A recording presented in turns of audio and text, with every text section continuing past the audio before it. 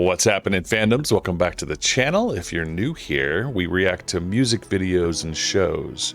Today we're going back to our series of breakdowns from the new Rockstars for the HBO show The Last of Us. This is the finale, episode 9, which was action-packed and brutal, lovely, and yeah, just all the emotions. Ellie was so distant and removed emotionally at the beginning, and really all throughout it, showing her distrust of Joel at the end there. But I'm looking forward to seeing all the stuff that Eric figures out about this episode. I saw a couple things. I spotted Laura Bailey at the very end in the operating room. But I have subsequently seen some indication that there was a third nurse hidden in the background there that I didn't see at all. So I'm looking forward to seeing what he has to say about that. Let's check it out.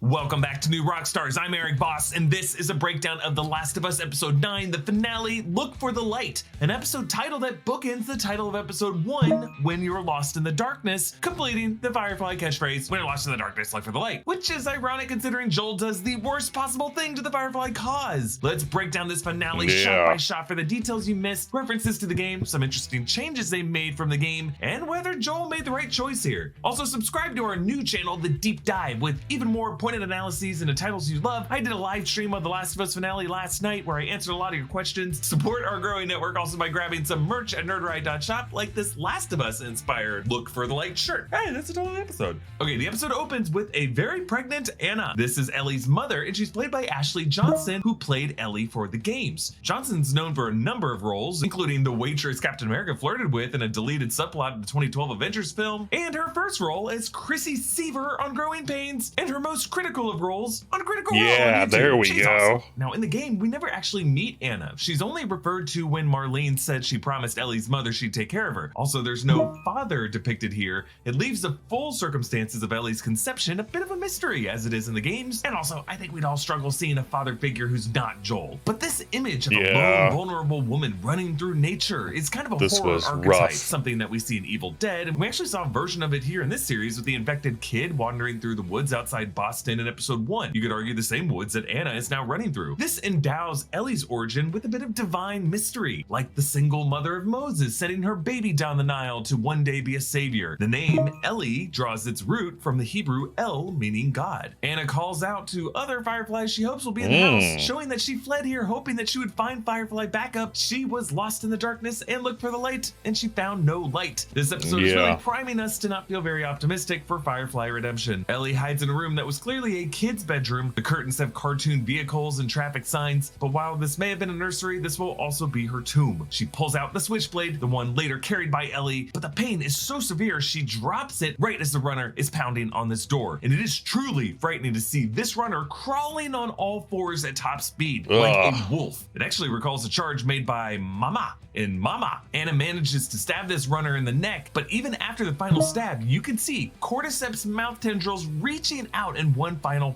you grasp. And since Johnson did voice and do all the motion for Ellie in the game, when she cries here, we are hearing the voice of Ellie, which just makes for an interesting mix with the baby Ellie in this scene crying. Anna notices the baby on the floor and then notices the bite on her leg. So even she's not really sure whether the baby was born before the bite, and she rushes to cut the umbilical cord, and as soon as she cuts it, now the baby stops crying. Now, the exact timing of this is left off camera, which is important. And you know what? Let's all acknowledge that we are in uncharted waters when it comes to fictional infections and prenatal health. We don't know for sure if the cordyceps from a leg bite could affect an actively crowning fetus in some unique way to make the baby immune, or if Ellie's immunity was a result of an antibody rapidly forming at the moment of birth. But normally, newborns' immune systems aren't yet fully developed, so you could say it's possible that Ellie, since conception, had a genetic condition, and this was really just her first test. Then again, later, Marley says that the doctor thinks Ellie has had cordyceps since birth, and that the cordyceps she she has produces a chemical messenger to make cordyceps think she's cordyceps too, but there remain some confusing aspects about this that we'll talk about later. Anna tells her newborn daughter, "I got you," exactly what Joel tells his baby girl at the end of episode 8. Now, it is interesting how this flashback is bisected by the episode's opening credits, as opposed to having the whole flashback contained within the cold open and then have the credits. This structural choice results in the fungal outgrowth of the opening credit imagery being framed as an inner process happening within Ellie and Anna's bodies. So when this fungus forms a human face, as it does every episode, we now see it as the face of Anna. And when there are two figures left, whereas every episode before we've seen them as Joel and Ellie, now we can look at them as a mother and a daughter. For every step Ellie has taken, her mother has been there with her. And both of them have this tragic fungal link. So when Marlene finds Anna, Anna has the knife to her throat. She's ready to kill herself the moment she begins to feel herself turning. She says she didn't want to nurse the baby, and that's because nursing mom's milk has antibodies that helps newborns' immune systems form. She didn't want any kind of fluid exchange. Anna insists that she cut the cord before she was bitten, but in truth, she does not know. She is lying to Marlene, just as Joel will lie to Ellie. She does know. She didn't cut the cord.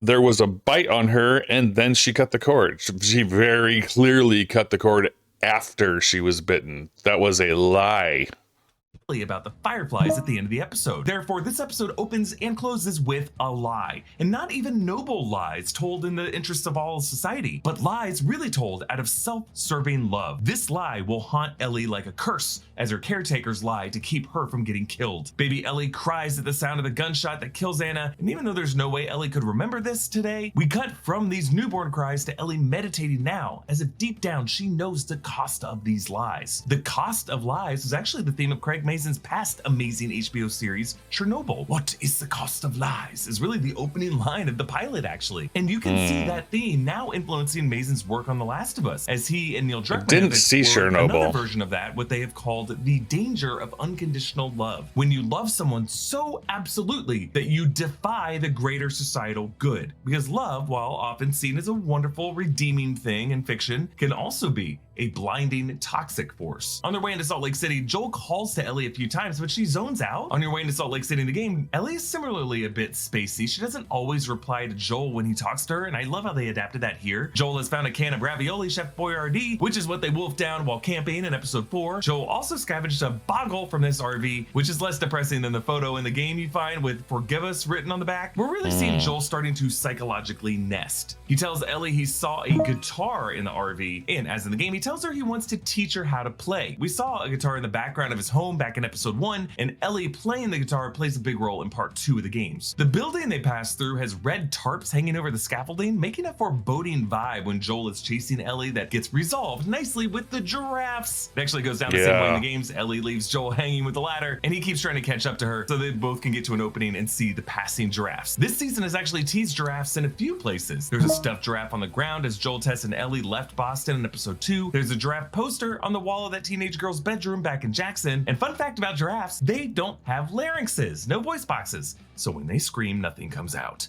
And the music in this section is such a sweet relief. It's the same string music that played over Bill and Frank's Last Day in Lincoln in episode 3.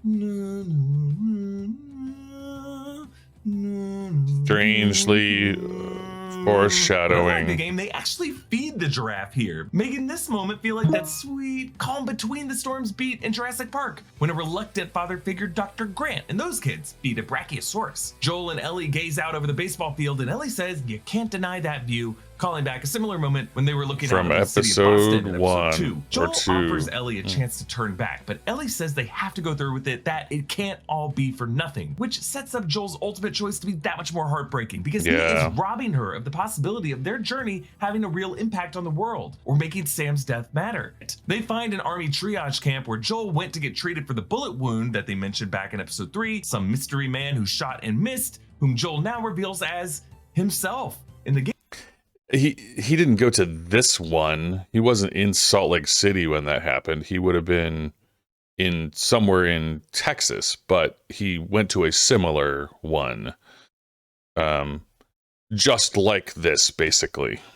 game, Joel considered suicide after Sarah died, but here he actually attempted it. Similarly, we should note, as Ellie's biological mother, Anna, with the knife, nearly killing herself. The danger of unconditional love. All this time, Joel has had that scar on his temple, and Ellie has had the burn scar over her eyebrow from some past incident she and Riley referred to that happened at a 7-Eleven. Joel says that when he went to pull the trigger, he flinched and still doesn't know why. And it might be because deep down, he knew that there was someone out there he would love just as much. They read more puns from Will Livingston's No Pun Intended. People are making apocalypse jokes like there's no tomorrow. Yeah, that was not too soon. It's just topical. But the third joke is, what did the green grape say to the purple grape? Breathe, you idiot. And it's here that they get hit with the stun grenade from the Fireflies, which is a major change from the game. There, Joel and Ellie have a much more extended sequence where they go under the tunnels, they run into multiple bloaters, and they get caught in a dangerous rush of water that Ellie almost drowns in, because remember, she cannot swim, so that Joel has to perform chest compressions when the Fireflies knock him out. So, breathe, you idiot, may be a nod to what Joel was thinking during that CPR in the game. And Joel I had wakes up forgotten to about Marlene, the Queen of Hearts herself in our Wonderland. She explains that Ellie's cordyceps grows in her brain, that Ellie has had it since birth, they think, and that it sends a chemical messenger to tell other cordyceps that she is cordyceps too. Now, the issue with this is, even though that bite that Ellie got in the mall never grew past her arm, that she can receive bites and not get further infected, other infected clickers and runners and bloaters have still looked at Ellie as a target to bite. She still smells like fresh meat to external cordyceps. She doesn't have that kind of hive mind effect that the infected had with Tess. So that chemical messenger may be real, but it only exists within Ellie's body. It doesn't extend to other infected who will still rip her apart. So this chemical messenger would be kind of a cure, but really just a half measure. All it would do is make it so that a bite wouldn't turn you, which is valuable, but you would still have all these runners and clickers and bloaters trying to rip your head off. I just think this gives a bit more of a reason for Joel to call bullshit on this procedure. Would it make that much of a difference to just inoculate a bunch of people if there's still millions of clickers running around? The world is probably a bit too far gone to really turn the tide. But either way, this ethical dilemma, not trusting science to make the executive decision, has really been seeded from the beginning. That 1960s talk show where the leading epidemiology failed to prevent this, Fedra killing a kid for Joel to burn, Ellie not trusting her Fedra education where her teachers would refuse to admit the history of how they let the world go to shit, Bill thinking the government were all Nazis, Kathleen executing Kansas City's doctor in cold blood. They all now live in a world where science and medicine have failed humanity epically, so short-term needs have taken the higher priority. Joel is marched out, but he stops to take note of the floor map and spots that pediatrics and pediatric surgery are on level 6. So Joel kills the guards and methodically goes to town on the Fireflies. Now in the game, this is really the final challenge, and it's hard as hell. You have to do a mixture of sneaking around and misdirection and perfectly timed headshots to get past all the Fireflies. You gotta pick your battles. Some are worth just sneaking past and not killing. And as you are playing this, you just feel like a horrible person. You're an active shooter with an objective to stop the world's possible salvation. So this sequence is shot not as a thrilling action sequence, but really just a cold-hearted line of executions where the gunfire and action sounds are pushed in the background and a dark version of the main show's theme plays over it all. And we see each shell hit the ground. We are taking account of every person Joel kills, including one guy who surrenders and Joel kills anyway. At one point, we see Joel switching to an assault rifle. This is something that happens about halfway through this stage of the game, and it definitely gives you a leg up. And Joel makes it all the way to pediatrics, and he passes a mural of an elephant and a monkey, and on the other side of the wall, it's harder to see in Joel's periphery.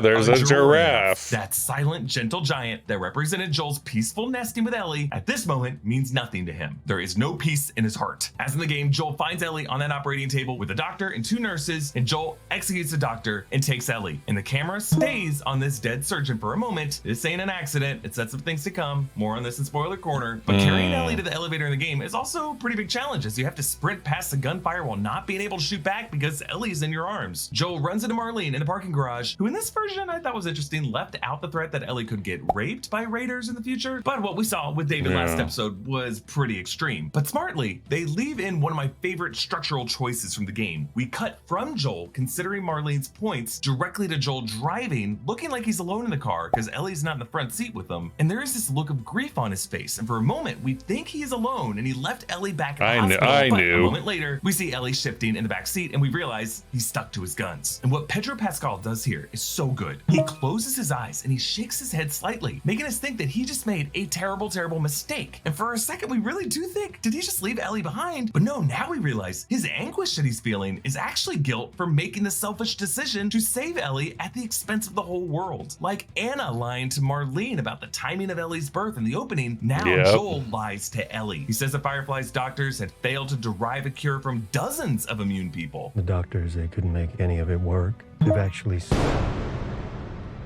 They've stopped looking for a cure. Yeah, I love how the bang of Joel shooting Marlene interrupts the flow of Joel's sentence now. We see how Joel did not give Marlene even a chance. You'll just come after her. Just come after her.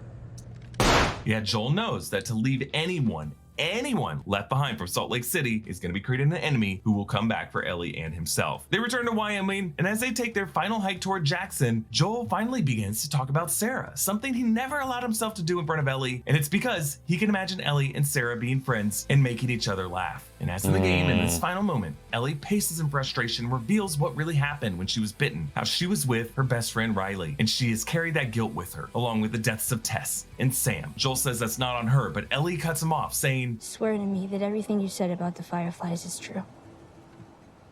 She knows it's not. And we end on just a long pause as Bella Ramsey emotes an extreme close-up that she is really thinking this over, going back and forth before she finally decides, "Okay." And we cut to black. End of season. This okay was a choice by Ellie. I think she knows that Joel was probably lying to her, or at least not telling the complete truth. And she knows that there will be consequences for that lie someday. But she's mature enough now to know that to step forward and accept a version of reality is just a choice every adult has to make at some point. Previously, her daughterly affection for Joel was something she could just offer with youthful glee and humor. But now she's more of his equal, and she feels the weight that this kind of selfish companionship bears on the rest of the world. She knows the cost of lies, and she feels the danger of love. Okay, on to spoiler corner. We played part 2 of the games. You know that doctor is Dr. Jerry Anderson, father of everyone's favorite character, Abby. Who, one final spoiler warning. Seriously, if you don't know what happens in part 2 of the game and you don't want to know, stop watching. Okay, Abby infamously catches up to Joel after Joel saved her ass, and she kills him in front of Ellie to avenge Joel for killing her doctor father. Actually, when Marlene asks Joel what Ellie would decide, it's a valid question because it's Ellie's decision whether or not she wants to give up her life for something. But Marlene asking this was also grounded in a conversation that she has with Dr. Jerry in a flashback in part 2 of the game when Marlene asks if he would be willing to sacrifice his daughter's life, and Abby later tells her dad that she'd be willing to do it. I predict HBO is going to push Mason and Druckmann to do The Last of Us for at least 3 seasons, and at the end of season 2 will be Joel's death. And whoever the cast is Abby, keep that actress off social media because we'll need to protect her at all costs. People are not gonna like her. I have loved breaking down The Last of Us this season. Please subscribe to our new channel, The Deep Dive, and support this growing network by grabbing something from nerdriot.shop. Good job, you can follow Eric. me on Instagram and Twitter at EABoss. Follow New Rockstars and subscribe to New Rockstars for more analysis of everything you love. Thanks for watching. Bye. Yeah. That I already knew the basic details of game 2, so I wasn't worried about being spoiled by Abby. I didn't play the game, but I already knew essentially what was going down there. I'm surprised that Eric didn't mention the cameo by Laura Bailey in the operating room. That is, it was a pretty interesting choice because Laura did voice that nurse in the original game, and Laura voices Abby in the second game. So she's a pretty big part of the Last of Us, like overall crew and cast. So it was pretty special. I did notice her voice. She has a very distinctive voice, and she speaks in her own voice when Joel is taking down that doctor. And later, of course, Neil Druckmann posted on Twitter a picture of Laura posing with her mask off in front of the dead doctor. So definitely some real confirmation that it was her. But I did enjoy the revelation that Ellie may be, well, he said it was the root of Ellie is El, which is I think he said Hebrew for God. I'm not sure. So that was interesting. I wasn't aware of that. And definitely the whole timing of Joel's revelation of his suicide attempt, and then comparing that to Anna's choice to be ready to kill herself if she started to turn. That was a juxtaposition that I did not make the connection on. That's very good storytelling. You want to open where you close, and you want to wrap things up. I did notice the point that he made to describe the episode 1 title and the episode 9 title coming together to form the Fireflies logo. So I did catch that. I knew that that was the thing. But definitely they did an amazing job of tying this whole story together, and I can't wait for season 2. I suspect it's not coming to us until either late 24 or early 25, because these things take a lot of time. So, all right, well, this is our Last of Us breakdown. Again, if you're not familiar with or subscribed to the new Rockstars, go check them out. They cover all kinds of properties, Marvel, Star Wars, this, which is neither of those, and everything that's really current and pertinent. They do it. They cover it just like this, and it's amazing stuff. So we'll leave it there. Thank you guys so much for following along, for all your likes and subscriptions and all the things, and we'll talk to you later and see you in the next episode.